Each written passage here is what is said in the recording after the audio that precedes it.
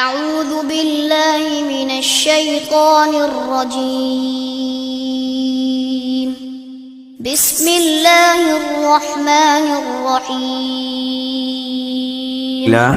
نحمده ونستعينه ونستغفره ونعوذ بالله من شرور أنفسنا ومن سيئات أعمالنا من يهده الله فلا مضل له ومن يضلل فلا هادي له وأشهد أن لا إله إلا الله وحده لا شريك له وأشهد أن محمدا عبده ورسوله يا أيها الذين آمنوا اتقوا الله حق تقاته ولا تموتن إلا وأنتم مسلمون يا أيها الناس اتقوا ربكم الذي خلقكم من نفس واحدة وخلق منها زوجها وبث منهما رجالا كثيرا ونساء واتقوا الله الذي تساءلون به والأرحام إن الله كان عليكم رقيبا يا أيها الذين آمنوا اتقوا الله وقولوا قولا سديدا يصلح لكم أعمالكم ويغفر لكم ذنوبكم ومن يطع الله ورسوله فقد فاز فوزا عظيما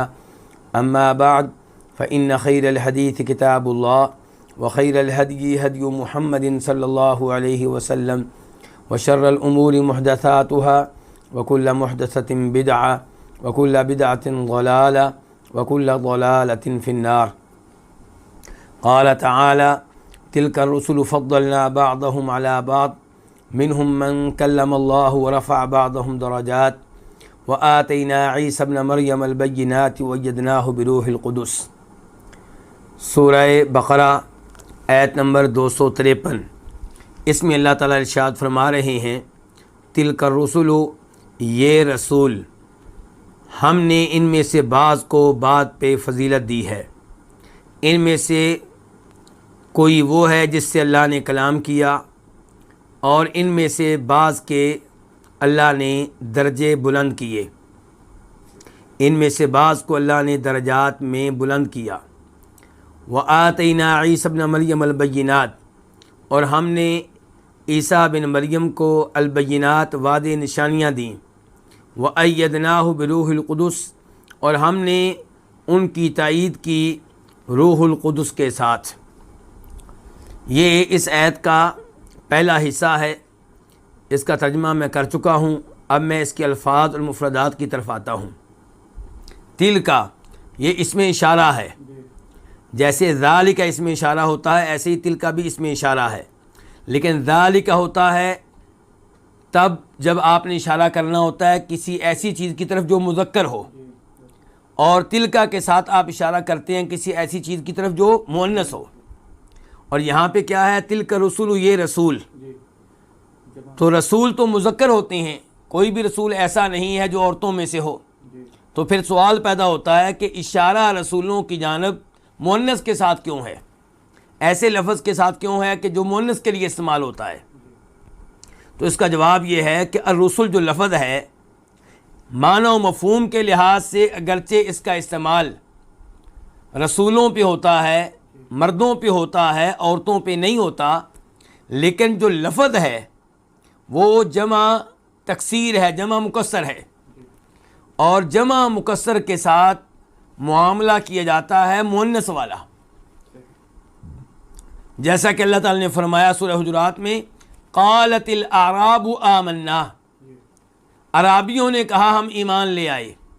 وہاں پہ اعراب لفظ جو ہے اس کے لیے جو فعل آیا ہے وہ مؤنث والا آیا قالت، اور قالت یہ مؤنث کے لیے ہوتا ہے۔ تو یہ ایسے ہی یہاں پہ تل کا یہ لفظ مؤنث ہے، اس لیے کہ الرسل لفظ جو ہے اس کے ساتھ جو معاملہ کیا جائے گا وہ مؤنث والا کیا جائے گا، کیونکہ جمع مکسر ہے۔ اور رسول جو ہے یہ رسول کی جمع ہے۔ رسول کس کو کہتے ہیں؟ بھیجے ہوئے کو۔ رسول فعول کے وزن پہ مبالغہ ہے۔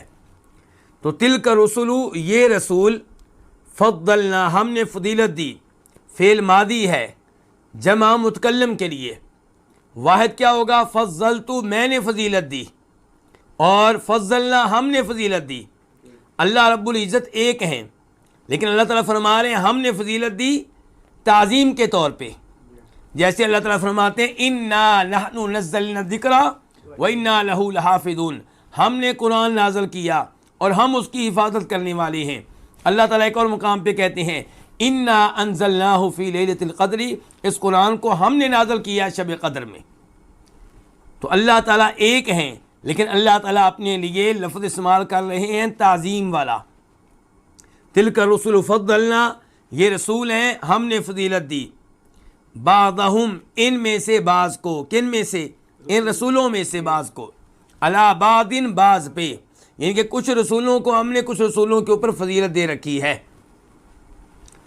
منہم، یہ جو شروع کا من ہے یہ تبعیدیہ ہے، بعض کا معنی ادا کرنے کے لیے، یعنی کہ ان میں سے کچھ وہ ہیں، ان میں سے کوئی وہ ہے۔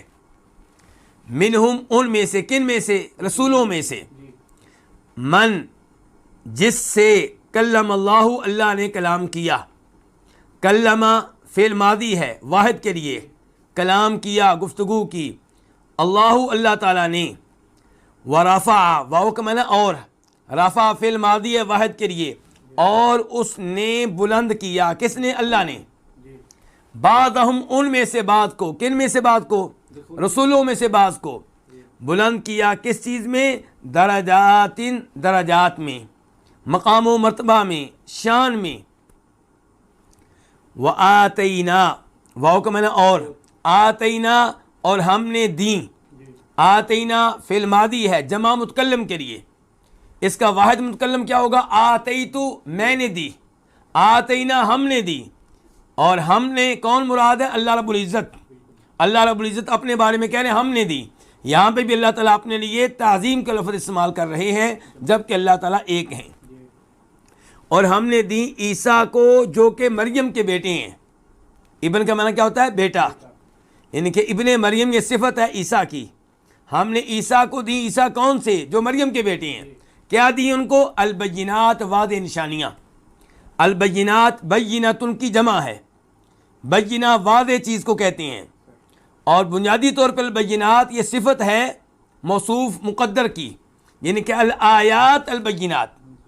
ہم نے عیسیٰ بن مریم کو واضح نشانیاں دیں، واضح آیتیں دیں۔ وَأَيَّدْنَاهُ، اور ہم نے اس کی تائید کی، ان کی تائید کی، کس کی؟ عیسیٰ علیہ السلام کی۔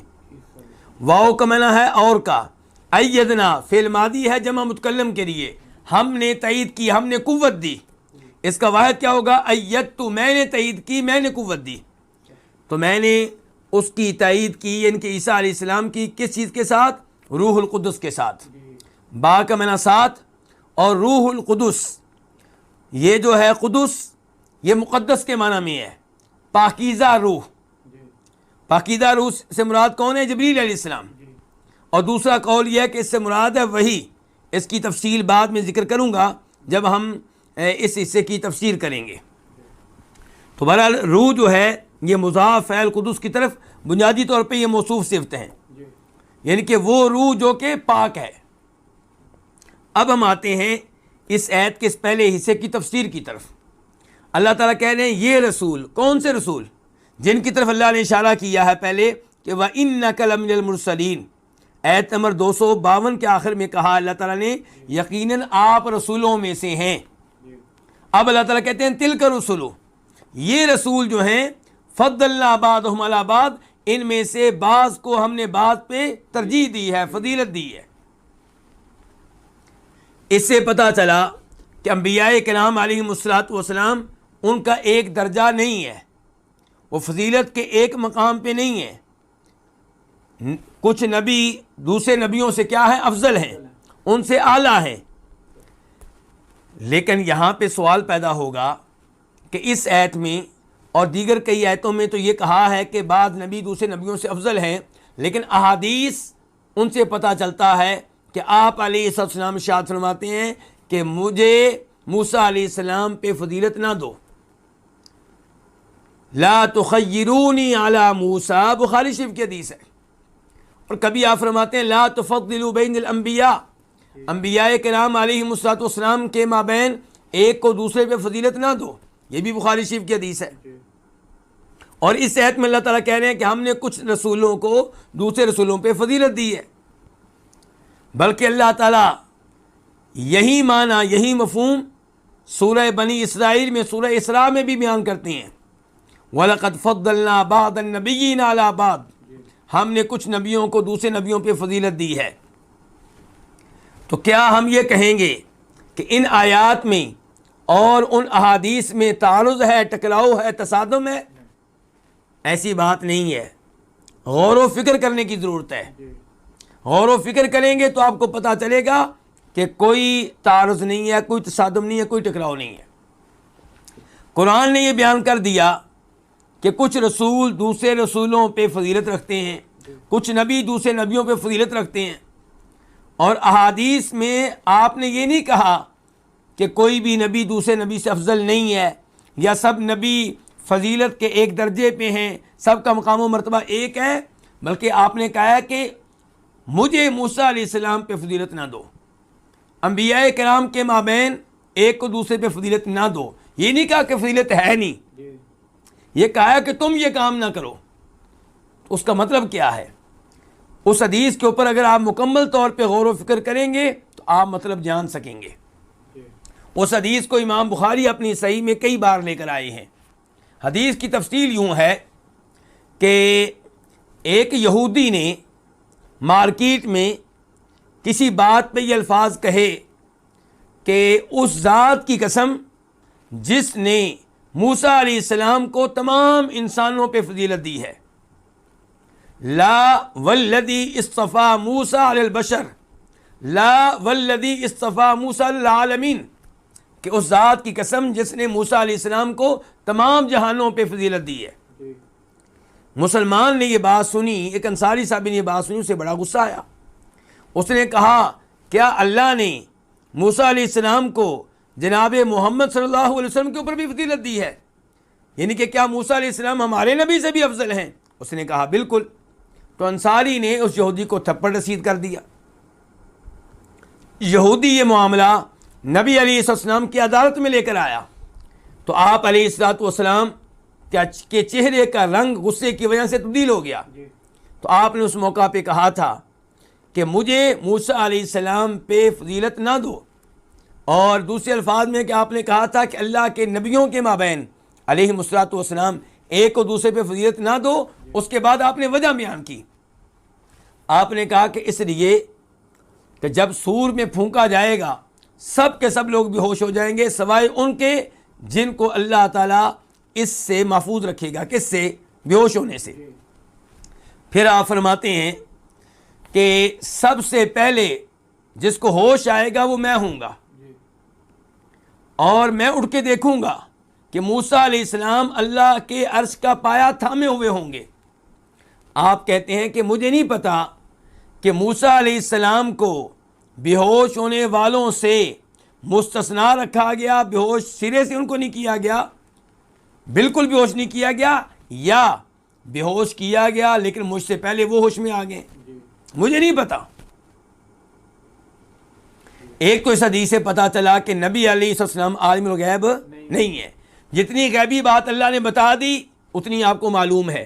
اللہ نے بتایا کہ سور میں پھونکا جائے گا، سب سے پہلے آپ کو ہوش آئے گا اور موسیٰ علیہ السلام نے عرش کا پایا پکڑا ہوا ہوگا، اتنی بات اللہ نے بتا دی، وہ آپ کو معلوم ہے۔ اللہ نے وجہ بیان نہیں کی کہ موسیٰ علیہ السلام کیوں آپ سے پہلے ہوش میں ہوں گے، تو وہ آپ کہتے ہیں مجھے نہیں پتا۔ تو انبیاء کرام علیہ السلام کو غیبی باتیں بتائی گئی ہیں لیکن غیب کا کل علم نہیں دیا گیا۔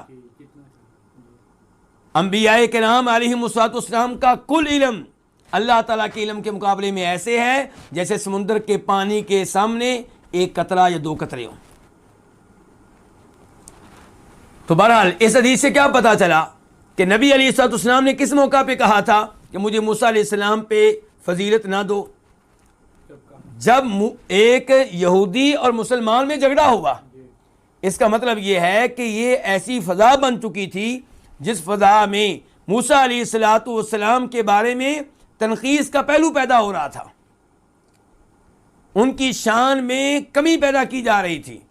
تو اس انداز سے ایک نبی کو دوسرے پہ فضیلت دینا غلط ہے، لیکن عام حالات میں عام طریقے سے بات کی جائے تو کوئی شک و شبہ نہیں ہے کہ کچھ نبی دوسرے نبیوں سے افضل ہیں، ہمارے نبی تمام نبیوں سے افضل ہیں۔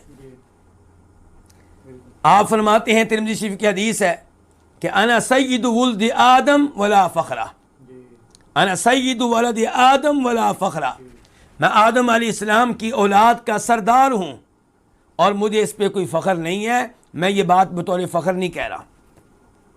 تو اس حدیث سے صاف صاف پتہ چلا کہ نبی علیہ الصلوۃ والسلام تمام نبیوں سے، تمام انسانوں سے افضل اور اعلیٰ ہیں۔ اور یہاں پہ یہ بھی بتا دوں کہ انبیاء کرام علیہ الصلوۃ والسلام کے مابین ایک فضیلت ہے کلی، ایک ہے جزوی۔ کلی طور پہ نبی علیہ الصلوۃ والسلام تمام نبیوں سے افضل ہیں، لیکن جزوی طور پہ کوئی نبی آپ علیہ الصلوۃ والسلام سے کسی پہلو میں افضل ہو سکتا ہے۔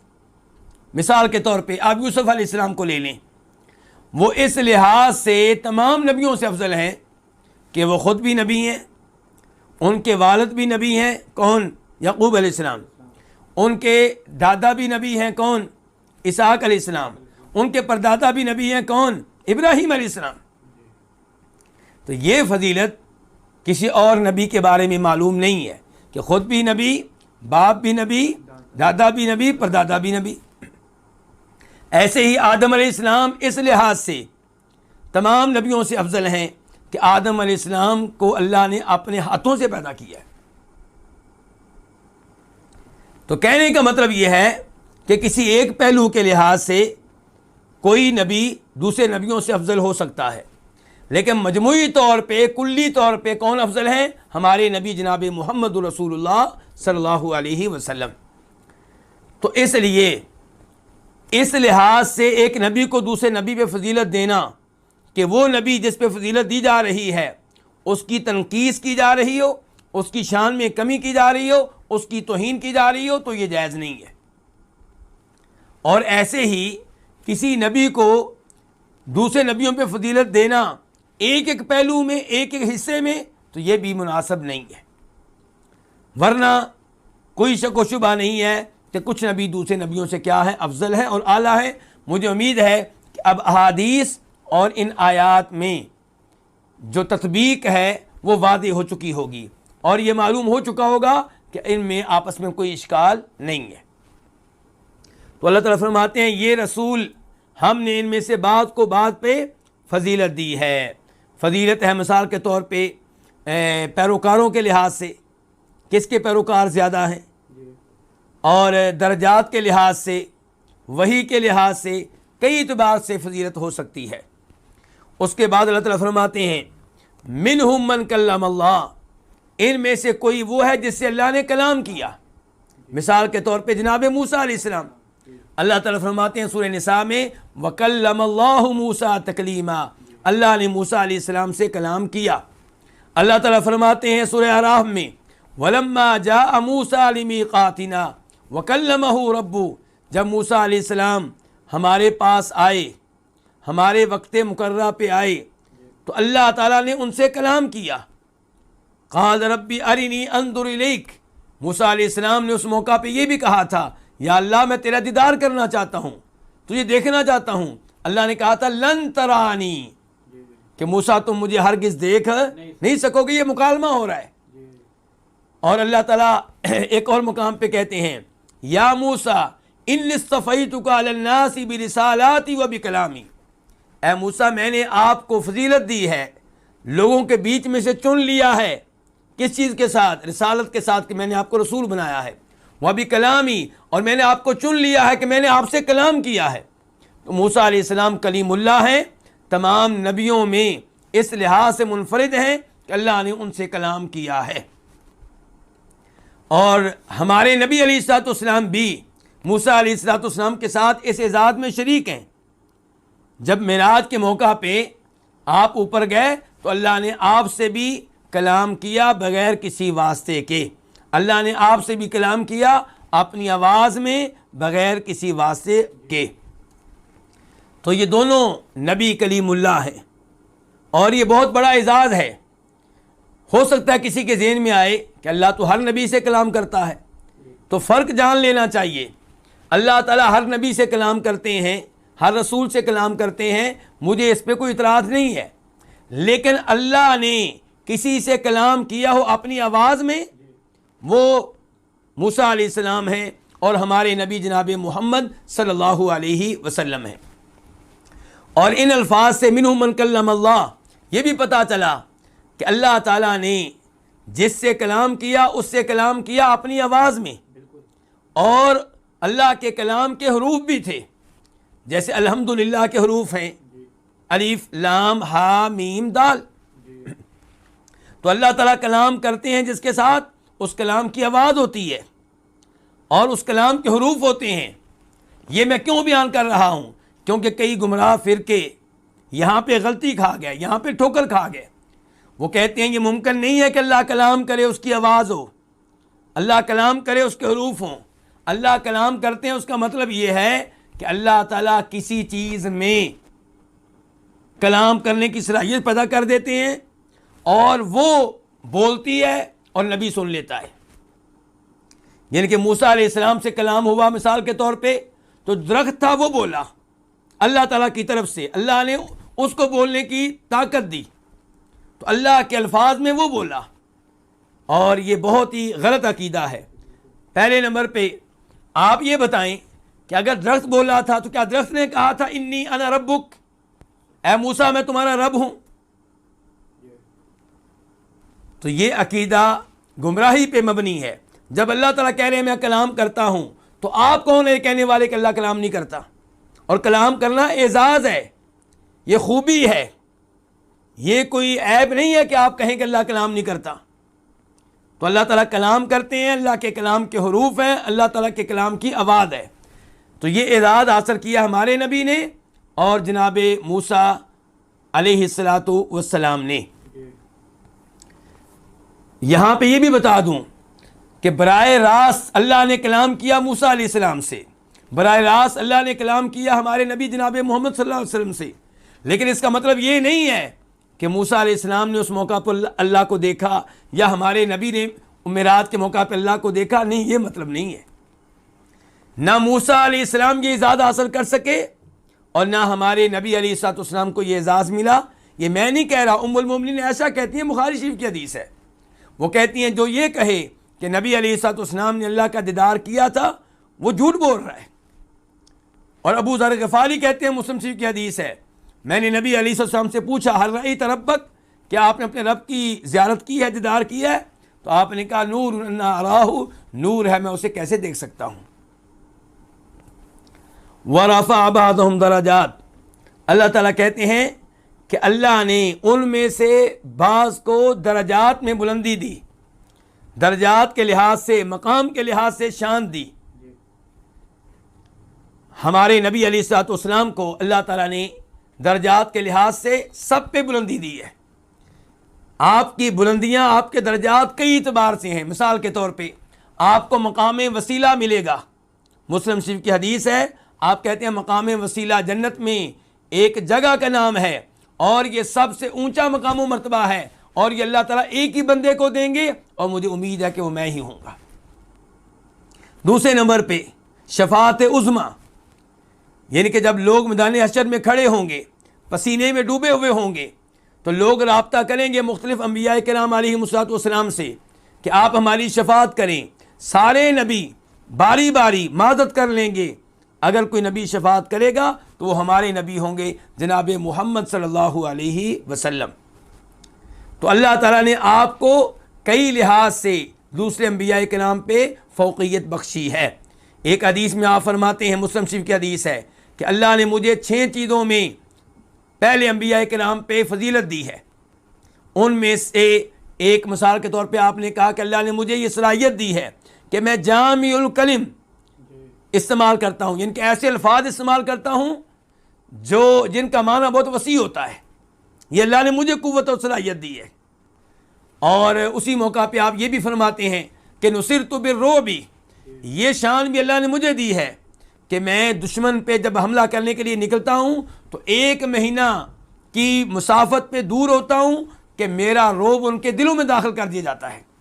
آپ نے فرمایا یہ شان بھی اللہ نے مجھے دی ہے کہ میری امت کے لیے مال غنیمت حلال کر دیا گیا ہے، پہلی اقوام کے لیے مال غنیمت حلال نہیں تھا۔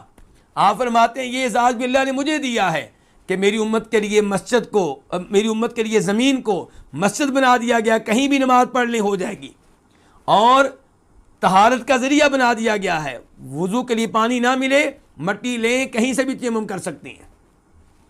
پھر آپ فرماتے ہیں کہ یہ اعزاز اللہ نے مجھے بخشا ہے کہ مجھ پہ آ کے نبوت کا اختتام ہو گیا ہے، یہ اعزاز بھی اللہ نے مجھے دیا ہے کہ میں ساری انسانیت کے لیے نبی رسول بنا کے بھیجا گیا ہوں، صرف یعنی کہ قریشیوں کے لیے نہیں، صرف عربوں کے لیے نہیں، عرب و عجم سب کے لیے، قیامت تک آنے والے تمام انسانوں کے لیے آپ نبی رسول ہیں۔ تو اس طرح کر کے آپ کو بہت سے یعنی کہ ایسے مراتب دیے گئے، بہت سی ایسے درجات دیے گئے جن کی وجہ سے آپ بلند و بالا ہیں۔ اس کے بعد اللہ تعالیٰ فرماتے ہیں وَآتَيْنَا عِيسَى ابْنَ مَرْيَمَ الْبَيِّنَاتِ، اور ہم نے عیسیٰ بن مریم کو واضح نشانیاں دیں۔ واضح نشانیاں کس چیز کی؟ واضح نشانیاں جو دلال کرتی تھیں اس بات پہ کہ آپ واقعی اللہ کے کیا ہیں؟ رسول ہیں، آپ اللہ کے نبی ہیں۔ جو نشانیاں آپ کو دی گئیں وہ کیا کیا تھیں؟ ان کا تذکرہ اللہ تعالیٰ نے سورہ آل عمران میں کیا ہے، وَرَسُولًا إِلَىٰ بَنِي إِسْرَائِيلَ أَنِّي قَدْ جِئْتُكُم بِآيَةٍ مِّن رَّبِّكُمْ أَنِّي أَخْلُقُ لَكُم مِّنَ الطِّينِ كَهَيْئَةِ الطَّيْرِ فَأَنفُخُ فِيهِ فَيَكُونُ طَيْرًا بِإِذْنِ اللَّهِ وَأُبْرِئُ الْأَكْمَحَ وَالْأَبْرَصَ وَأُحْيِي الْمَوْتَىٰ بِإِذْنِ اللَّهِ وَأُنَبِّئُكُم بِمَا تَأْكُلُونَ وَمَا تَدَّخِرُونَ فِي بِيُوتِكُمْ إِنَّ فِي ذَلِكَ لَآيَةً لَّكُمْ إِن كُنتُم مُّؤْمِنِينَ۔ اللہ تعالیٰ سورہ ال عمران میں فرما رہے ہیں کہ عیسیٰ علیہ السلام نے اپنی قوم سے کہا کہ لوگو میں تمہارے پاس رب کی طرف سے واضح نشانی لے کر آیا ہوں۔ یہاں پہ بھی نشانیوں کا تذکرہ ہو رہا ہے نا، وہاں پہ بھی عیسیٰ علیہ السلام خود کہہ رہے ہیں اپنی قوم سے کہ میں نشانیاں لے کر آیا ہوں۔ نشانیاں پھر ذکر کی، بتائیں۔ ایک نشانی یہ بتائی کہ میں مٹی لیتا ہوں، مٹی سے پرندے کی شکل بناتا ہوں اور پھر اس میں پھونکتا ہوں، اس میں پھونک دیتا ہوں تو وہ اللہ کے حکم سے پرندہ بن جاتا ہے، اڑنے لگ جاتا ہے۔ بہت بڑی نشانی ہے۔ کہا اس کے ساتھ ساتھ مادر زاد اندھے کو میں شفا دیتا ہوں، کوڑ کے مریض کو میں شفا دیتا ہوں بِإِذْنِ اللہ، اللہ کے حکم سے۔ اور وَأُنَبِّئُكُم بِمَا تَأْكُلُونَ، میں تمہیں یہ بھی بتا دیتا ہوں کہ تم کیا کھا کر آئے ہو، میں یہ بھی بتا دیتا ہوں گھر میں کیا چھوڑ کر آئے ہو۔ إِنَّ فِي ذَلِكَ لَآيَةً لَّكُمْ إِن كُنتُم مُّؤْمِنِينَ، یہ بہت بڑی نشانی ہے میرے نبی اور رسول ہونے کی اگر تم ایمان لانے والے ہو۔ تو یہ نشانیاں ہیں جن کے بارے میں اللہ تعالیٰ کہہ رہے ہیں کہ ہم نے عیسیٰ علیہ السلام کو واضح نشانیاں دیں۔ وَأَيَّدْنَاهُ بِرُوحِ الْقُدُسِ، اللہ تعالیٰ کہتے ہیں اور ہم نے ان کی تائید کی، ان کو قوت دی۔ کن کو؟ عیسیٰ علیہ السلام کو۔ کس کے ذریعے؟ روح القدس کے ذریعے ہم نے ان کو قوت دی، ان کی تائید کی۔ اس سے پتہ چلا عیسیٰ علیہ السلام مشکل کشا نہیں تھے، حاجت روا نہیں تھے، رب نہیں تھے۔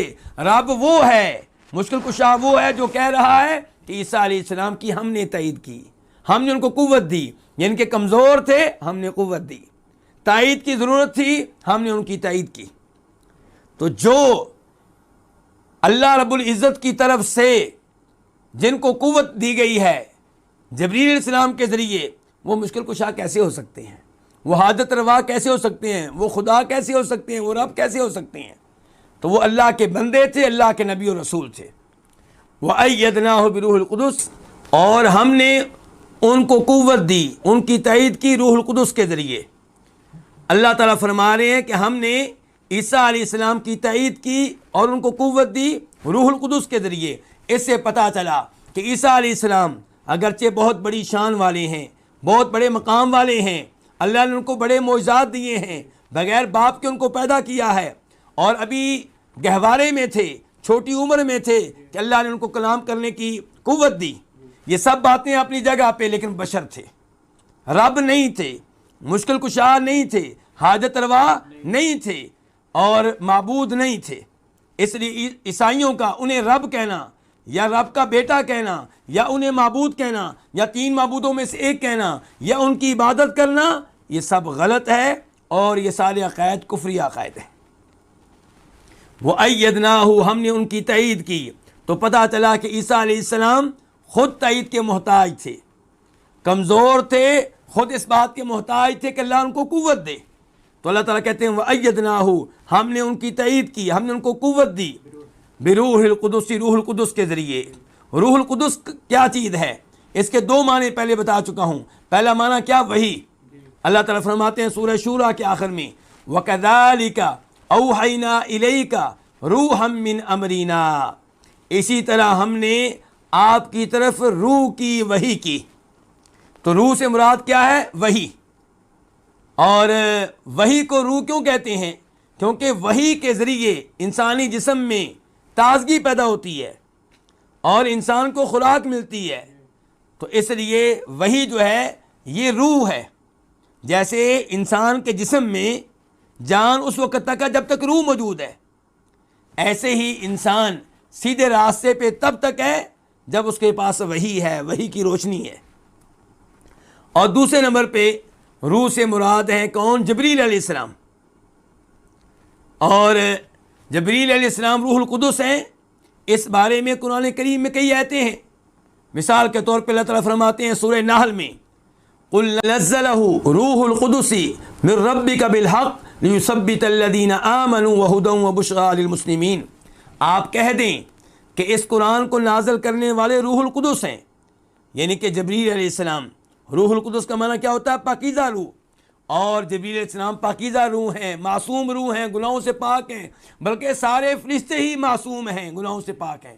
اسی لیے اللہ تعالیٰ فرماتے ہیں سورہ واقعہ میں لا یمسہ الا المطہرون، کہ یہ قرآن لوح محفوظ میں ہے، لوح محفوظ کو ہاتھ لگاتے ہیں تو کون؟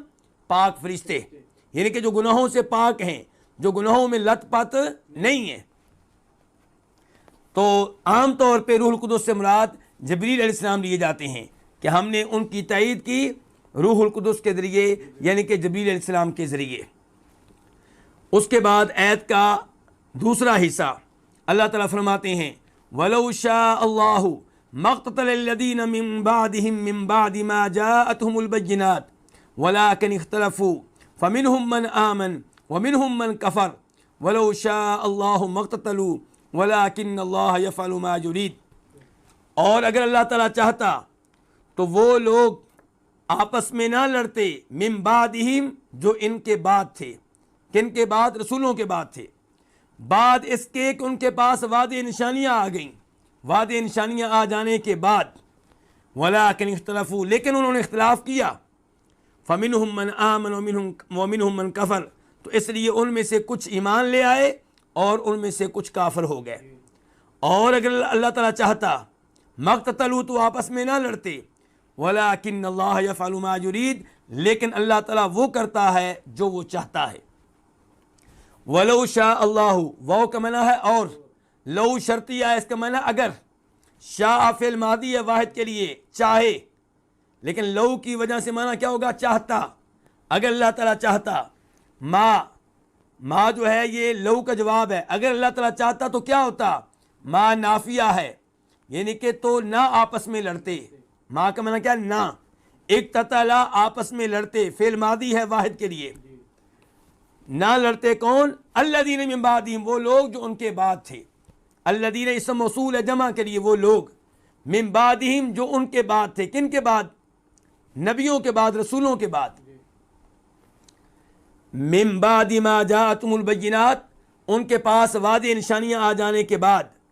ما جو ہے یہ مصدریہ ہے، من بعد ما، یہ ما کیا ہے؟ مصدریہ۔ اس لیے جا جو فعل ماضی ہے واحد کے لیے، وہ آیا، اس ما نے اس فعل کے معنی کو مصدر میں تبدیل کر دیا ہے، آنا، حالانکہ اس کا معنی کیا تھا؟ وہ آیا۔ ما نے اس کو مصدر کے معنی میں بنا دیا، اب ہم معنی کیا کرتے ہیں؟ آنا۔ من بعد ما جاءت، تو یہ جاءت ہے، جا لفظ نہیں کیا ہے؟ جاءت، فعل ماضی واحد مؤنث کے لیے۔ ہم، ان کے پاس، کن کے پاس؟ وہ لوگ جو رسولوں کے بعد تھے، وہ لوگ جنہوں نے آپس میں لڑائی لڑی۔ البینات، یہ جات کا فاعل ہے، وعدے نشانیاں۔ البینات، بینتن کی جمع ہے، اس کے بارے میں گفتگو پہلے ہو چکی ہے۔ وَلَٰكِنِ اخْتَلَفُوا، اور لیکن انہوں نے اختلاف کیا۔ اختلافو فعل ماضی جمع کے لیے، انہوں نے اختلاف کیا، اس کا واحد کیا؟ اختلافا، اس نے اختلاف کیا۔ فَمِنْهُم مَّنْ آمَنَ، فا کو آپ تعلیلیہ بنا سکتے ہیں، پھر معنی کیا ہوگا؟ اس لیے، اسی لیے۔ فَمِنْهُم، یہ تین لفظ ہیں، فا، من اور ہم، من کا معنی کیا ہوگا؟ سے، ہم وہ، تو ان میں سے کچھ وہ تھے، کیونکہ من جو ہے پہلا وہ کیا ہے؟ تبعیضیہ، فمنہم کا من جو ہے وہ کیا ہے؟ تبعیضیہ، تو ان میں سے کچھ وہ تھے من آمنہ جو ایمان لے آئے یا ایمان لے آیا۔ من اسم موصول ہے جو کے معنی میں، آمنہ فعل ماضی ہے واحد کے لیے، وہ ایمان لایا۔ ومنہم اور ان میں سے کوئی وہ ہے من کفر جس نے کیا کیا؟ کفر کیا۔ کافر فعل ماضی ہے واحد کے لیے۔ ولو شاء اللہ اور اگر اللہ چاہتا، اس کے اوپر پہلے گفتگو ہو چکی ہے۔ مقتتلوا تو وہ آپس میں نہ لڑتے، یہ ما جو ہے نفی کا ہے، نہیں کے معنی میں۔ اقتتلوا فعل ماضی ہے جمع کے لیے، اس کا واحد اوپر آ چکا ہے، اقتتلا یہ ہے اقتتلوا جمع کے لیے۔ ولکن اللہ اور لیکن اللہ تعالیٰ، یفعل کرتا ہے فعل مضارع واحد کے لیے، ما جو ما اسم موصول ہے الذی کے معنی میں جو، یرید وہ چاہتا ہے، جس کا وہ ارادہ کرتا ہے، یہ بھی فعل مضارع ہے واحد کے لیے۔ اب ہم آتے ہیں اس آیت کے اس دوسرے حصے اور آخری حصے کی تفسیر کی طرف۔ اللہ تعالیٰ بیان کر رہے ہیں کہ وہ لوگ جو ان نبیوں رسولوں کے بعد آئے، انہوں نے آپس میں اختلاف کیا، آپس میں لڑتے رہے، وعدے نشانیاں آ جانے کے بعد۔ اللہ تعالیٰ کہتے ہیں اگر اللہ تعالیٰ چاہتا تو یہ کام نہ ہوتا۔ اس کا مطلب یہ ہے کہ جو بھی لڑائیاں ہوئی ہیں وہ اللہ کی مشیت سے ہوئی ہیں۔ اللہ کی مشیت کے بغیر، اللہ کے ارادے کے بغیر اس زمین پہ کوئی بھی کام نہیں ہوتا، نہ نیکی کا نہ گناہ کا۔ لیکن نیکی کا کام ہو تو اس میں اللہ کا ارادہ بھی ہوتا ہے، اللہ کی رضا اور محبت بھی ہوتی ہے، اور گناہ کا جب کام ہو اس میں اللہ کا ارادہ ہوتا ہے لیکن اس میں اللہ کی رضا اور محبت نہیں ہوتی۔ شیطان آج ہمیں گمراہ کر رہا ہے، وسوسے ڈال رہا ہے، تو اس میں اللہ کی رضا نہیں ہے، اس میں اللہ کی محبت نہیں ہے۔ لیکن ایسا بھی نہیں ہے کہ شیطان اللہ کے کنٹرول سے باہر ہو چکا ہو، نہیں، اس نے مہلت مانگی، اللہ نے مہلت دے دی، تو جو بھی وہ حرکتیں کر رہا ہے اللہ کے ارادے اور مشیت سے کر رہا ہے، لیکن اللہ کی محبت اس میں نہیں ہے۔ اسی لیے اللہ نے نبی بھیجے ہیں تاکہ لوگوں کو بتایا جائے کہ اللہ کی محبت کس عمل میں ہے اور اللہ کس عمل پہ ناراض ہوتا ہے۔ لیکن خیر کا کام ہو یا شر کا کام ہو، نیکی کا ہو یا گناہ کا ہو، اللہ کے ارادے کے بغیر ممکن نہیں ہے۔ ولو شاء اللہ اور اگر اللہ تعالیٰ چاہتا تو وہ آپس میں نہ لڑتے۔ اور یہ جو حصہ ہے اس میں رد ہے اس گمراہ فرقے کا جن کو قدری کہتے ہیں، جو تقدیر کے منکر ہیں، جو کہتے ہیں کہ بندہ جو کچھ کرتا ہے اس میں وہ آزاد ہے، اس میں اللہ کا کوئی عمل دخل نہیں ہے۔ تو ایسے لوگ گمراہ ہیں، یہ کہنا چاہتے ہیں کہ نعوذ باللہ بندہ اپنے افعال کا خود خالق ہے، اللہ تعالیٰ اس کے خالق نہیں ہے۔ اس کا مطلب یہ ہوا نعوذ باللہ کہ اس کائنات میں کئی ایک خالق ہیں، ہر بندہ اپنے عمل کا خالق ہے، اپنے قول کا خالق ہے، تو یہ سارے خالق ہو گئے؟ نہیں، خالق ایک ہے، لیکن اللہ تعالیٰ نے ان اعمال میں جن اعمال میں اللہ حساب کتاب لیں گے بندے کو ارادہ دیا ہے، اختیار دیا ہے، لیکن مین ارادہ کس کا ہے؟ مشیت کس کی ہے؟ اللہ کی۔ اللہ نے بندے کو ارادہ دیا گناہ کر سکتے ہو، نیکی کر سکتے ہو، ایسا نہیں ہے کہ بندہ اللہ کے کنٹرول سے باہر ہو چکا ہے، ایسی بات بالکل نہیں ہے۔ وَلَوْ شَاءَ اللَّهُ اور اگر اللہ تعالیٰ چاہتا مقتتلا تو نہ لڑتے وہ لوگ جو ان کے بعد ہیں۔ اس کا مطلب ہے لڑائی انہوں نے لڑی ہے، اللہ نے لڑنے کی نسبت کس کی طرف کی ہے؟ بندے کی طرف، انسان کی طرف۔ اس کا مطلب یہ ہے کہ بندہ جو کام کرتا ہے اس میں اس کو ارادہ دیا گیا، اختیار دیا گیا ہے، اپنے ارادے سے کرتا ہے، اپنے اختیار سے کرتا ہے، لیکن وہ اپنے عمل کا خالق نہیں ہے۔ خالق کون ہے؟ اللہ تعالیٰ۔ اور اگر اللہ تعالیٰ چاہتا تو نہ لڑتے وہ لوگ من بعدہم جو ان کے بعد تھے۔ کن کے بعد؟ ان رسولوں کے بعد۔ من بعد ما جاءتہم البینات، اپنے پاس وعدے نشانیاں آ جانے کے بعد۔ ان الفاظ نے یہ بتا دیا کہ ان لوگوں نے جو لڑائیاں لڑی ہیں اس کے پیچھے جہالت نہیں ہے بلکہ ضد ہے، اناد ہے، ورنہ وعدے نشانیاں آ چکی تھیں، معلوم ہو چکا تھا کہ یہ نبی اور رسول سچے تھے اور ان کے حقیقی پیروکار کون ہیں اور ان کی حقیقی تعلیمات کیا ہیں۔ علم ہونے کے باوجود لڑائیاں لڑیں، اس کا مطلب یہ ہے کہ یہ ضد تھی اور اناد تھا۔ ولیکن اختلفوا، لیکن انہوں نے اختلاف کیا، فمنہم من آمن، تو اس لیے ان میں سے کوئی وہ ہے جو ایمان لایا اور ان میں سے کوئی وہ ہے جس نے کفر کیا۔ ایمان لایا، کفر کیا، اس کا مطلب یہ ہے کہ وہ اپنی ایمان لائے اپنے ارادے سے، اپنے اختیار سے، اور کفر کیا اپنے ارادے سے اور اپنے اختیار سے۔ اس کا مطلب یہ ہے کہ بندے کو اختیار دیا گیا ہے ایمان لانے میں اور کفر کرنے میں، لیکن یہ ماننا پڑے گا کہ یہ سارے اعمال اللہ کو پہلے سے معلوم ہیں، تقدیر میں اللہ نے لکھے ہوئے ہیں، خالق ان کا اللہ ہے، مین مشیت اور مین ارادہ کس کا؟ اللہ کا۔ اللہ نے ان کو اختیار دیا ہے تو اپنا اختیار استعمال کر رہے ہیں، اللہ نے ان کو ارادہ دیا ہے تو اپنا ارادہ استعمال کر رہے ہیں۔ ایسا نہیں ہے کہ اللہ کے ارادے سے باہر ہوں، اللہ کے کنٹرول سے باہر ہوں۔ وَلَوْ شَاءَ اللَّهُ مَا اقْتَتَلُوا، اور اگر اللہ تعالیٰ چاہتا تو یہ قتال نہ کرتے، یہ نہ لڑتے۔ وَلَٰكِنَّ اللَّهَ يَفْعَلُ مَا يُرِيدُ، لیکن اللہ وہ کرتا ہے جو اللہ تعالیٰ چاہتا ہے۔ اور اللہ تعالیٰ کا ارادہ دو طرح کا ہے، ایک شرعی ارادہ، ایک کونی ارادہ۔ نماز پڑھنے میں، تلاوت کرنے میں اللہ کا ارادہ ہے شرعی ارادہ، لیکن زنا کرنا، بدکاری کرنا، جوا کھیلنا، سود لینا، یہ کام بھی اللہ کے ارادے سے ہو رہے ہیں، لیکن اس میں اللہ کا شرعی ارادہ نہیں ہے بلکہ اللہ کا کونی ارادہ ہے۔ تو بہرحال اللہ کے ارادے کے بغیر اس دنیا میں کچھ نہیں ہو رہا، اس لیے انسان کو چاہیے کہ اللہ سے توفیق مانگے خیر کے کام بجا لانے کی، اور اللہ سے پناہ مانگے گناہوں سے بچنے کے لیے۔ اب ہم بڑھتے ہیں آیت نمبر 254 کی طرف۔ اللہ تعالیٰ فرماتے ہیں یا ایھا الذین آمنوا انفقوا مما رزقناکم من قبل ان یأتی یوم لا بیع فیہ ولا خلۃ ولا شفاعۃ والکافرون هم الظالمون۔ اے وہ لوگوں جو ایمان لائے ہیں، تم خرچ کرو اس میں سے جو ہم نے تمہیں دیا ہے، پہلے اس کے کہ وہ دن آئے جس میں کوئی بیع نہیں ہو سکے گی، کوئی دوستی نہیں کام آئے گی، اور نہ کوئی شفاعت کام آئے گی، اور کافر ہی ظالم ہیں۔ یہ اس آیت کا آسان ترجمہ ہے۔ اب آتے ہیں اس آیت کے الفاظ اور مفردات کی طرف۔ یا ایھا الذین آمنوا، یا حرف ندا ہے، اس کا معنی کیا؟ اے۔ الذین اسم موصول، اے وہ لوگو، آمنو جو ایمان لائے ہیں، فعل ماضی ہے، جمع کے لیے جو وہ ایمان لائے، آمنا واحد ہے، وہ ایمان لایا۔ اب آسان الفاظ میں ہم کیا کہتے ہیں کہ اے ایمان والو۔ انفقو فعل امر ہے، جمع کے لیے ہے، تم خرچ کرو، اس کا واحد کیا؟ انفق، تو خرچ کر۔ مما اصل میں کیا تھا؟ من ما، من الگ لفظ ہے، ما الگ لفظ ہے، دونوں کو ایک کر دیا گیا، تو اب کیا ہو گیا؟ مما۔ تو من کا معنی کیا؟ سے، یہ تبعیدیہ ہے، بعض کا معنی دیتا ہے۔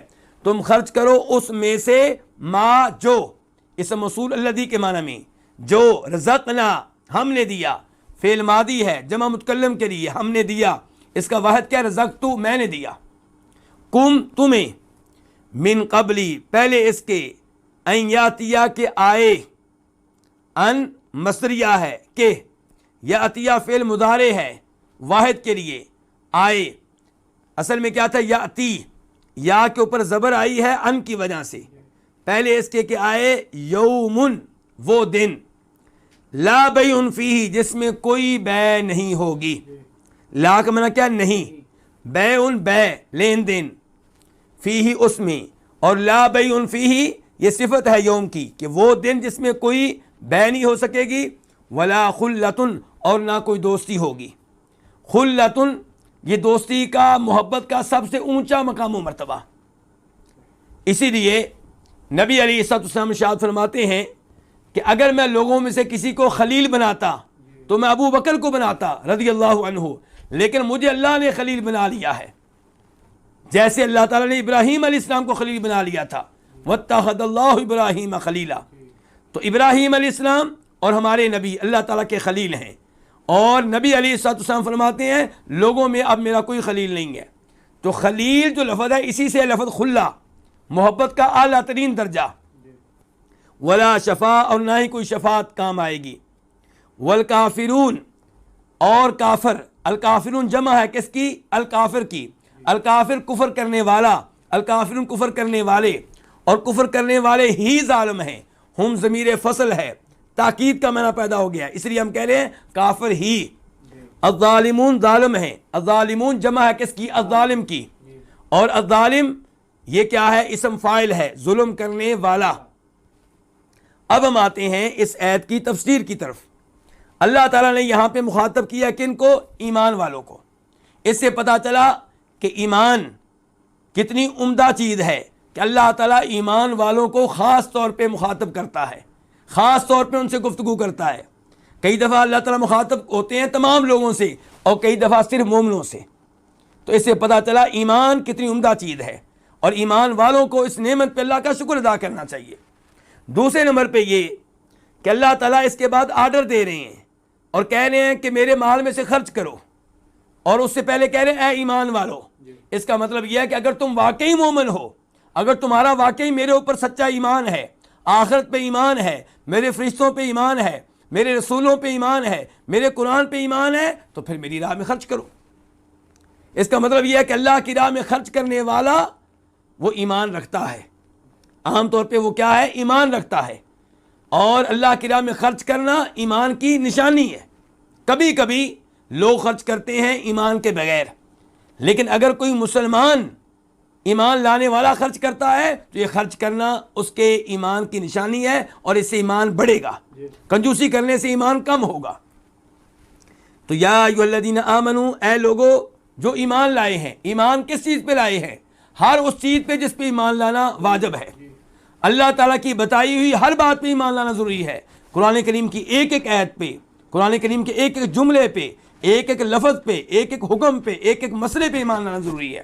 ایسے ہی نبی علیہ السلام سے جو بھی حدیث ثابت ہے اس پہ ایمان لانا ضروری ہے۔ قرآن و حدیث کے تمام عقائد پہ ایمان لانا ضروری ہے، آخرت پہ، قبر کے عذاب پہ، پل صراط پہ، روز قیامت اس ترازو پہ جو رکھا جائے گا، جنت اور جہنم پہ، ان تمام چیزوں پہ ایمان لانا ضروری ہے۔ دجال آئے گا، اس پہ ایمان لانا ضروری ہے۔ عیسیٰ علیہ السلام قیامت کے قریب آسمانوں سے نازل ہوں گے، اس پہ ایمان لانا ضروری ہے۔ وہ دجال کو قتل کریں گے، ایمان لانا ضروری ہے۔ خنزیر کو قتل کریں گے، اس پہ ایمان لانا ضروری ہے۔ امام مہدی آئیں گے قیامت کے قریب، اس پہ ایمان لانا ضروری ہے۔ یاجوج ماجوج قوم نکلے گی، تباہی مچائے گی، اس پہ بھی ایمان لانا ضروری ہے، کیونکہ یہ ساری باتیں اللہ نے بتائی ہیں، اللہ کے رسول علیہ السلام نے بتائی ہیں۔ تو اے ایمان والو تم خرچ کرو اس مال میں سے جو ہم نے تم کو دیا ہے۔ کتنا زبردست انداز ہے، اللہ تعالیٰ پیغام دے رہے ہیں مال ہمارا دیا ہوا، ہم نے دیا تمہیں، ہمارے دیے ہوئے مال میں سے ہماری راہ میں خرچ کرو، ہم تمہیں اجر و ثواب دیں گے۔ اللہ یہ بھی کہہ سکتے ہیں کہ ہمارا مال ہے، خرچ کرو، تمہیں کچھ نہیں ملے گا کیونکہ ہم نے دیا ہے، لیکن اللہ تعالیٰ کہہ رہے ہیں دیا ہوا مال ہمارا، تم خرچ کرو، تمہیں اس پہ اجر و ثواب ملے گا۔ تو انفقو، تم خرچ کرو اس مال میں سے جو ہم نے تم کو دیا ہے، پہلے اس کے کہ وہ دن آئے جس میں کوئی بیع نہیں ہو سکے گی، دوستی نہیں ہو سکے گی، شفاعت کام نہیں آئے گی۔ کون سا دن ہے؟ قیامت کا دن۔ یہ کون سا دن ہے؟ قیامت کا دن ہے۔ تو قیامت کے دن نہ بیع ہو سکے گی۔ کوئی یہ نہ سمجھے کہ روز قیامت میں مال دے کر چھوٹ جاؤں گا، مال دے کر جہنم کی آگ سے بچ جاؤں گا، مال دے کر جنت حاصل کر لوں گا۔ اللہ کہتے ہیں لا بیع فیہ، اس دن کوئی سودا کام نہیں آئے گا، کوئی سودا نہیں ہو سکے گا۔ ولا خلہ، اور نہ ہی کوئی دوستی کام آئے گی۔ دوستی سے مراد یہاں پہ کون سی دوستی ہے؟ وہ دوستی جو کفر و شرک کی بنیاد پہ ہو۔ ایمان والوں کی دوستی ان کے کام آئے گی۔ اللہ تعالیٰ فرماتے ہیں الاخلاء یومئذ بعضهم لبعض عدو الا المتقین، کہ خلیل جو ہوں گے، جو دنیا میں ایک دوسرے کے خلیل تھے، یہ روز قیامت ایک دوسرے کے دشمن بن چکے ہوں گے سوائے متقین کے۔ متقین جو ہیں وہ اپنی دنیاوی دوستی کی بنیاد پہ روز قیامت فائدہ اٹھائیں گے۔ آپ جانتے ہیں وہ حدیث جس میں آتا ہے کہ اللہ تعالیٰ عرش کے سائے میں ان دو آدمیوں کو بھی جگہ دیں گے جو ایک دوسرے سے اللہ کی وجہ سے محبت کرتے تھے۔